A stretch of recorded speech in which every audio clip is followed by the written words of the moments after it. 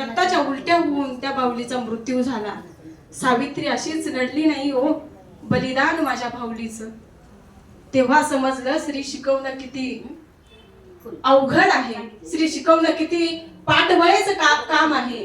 असाच एक धतिंदर पुढे आला आणि सावित्रीबाईंचा हात धरला. सावित्रीचा हात धरतो त्या धतिंदराच्या कानाखाली एक संदेशी ठेवून दिली आणि म्हणाली, हे बघ, हे काम मी माझं थांबवणार तर नाहीत. आज गाल रंगवलाय, पण यदा कदाचित तू पुढे परत कधी आलास ना तर तुझ्या रक्ताने धरती रंगवेल.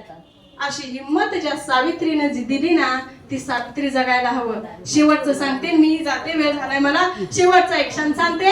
अहो, करोना पाहिलं हो आपण, तुम्हाला सगळ्यांना माहिती आहे करोना. अहो, लव्ह मॅरेज करणारे सुद्धा क्वारंटाईन होते हो.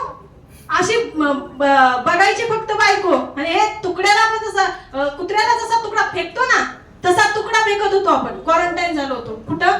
कोरोनाच्या काळामध्ये झालो होतो ना.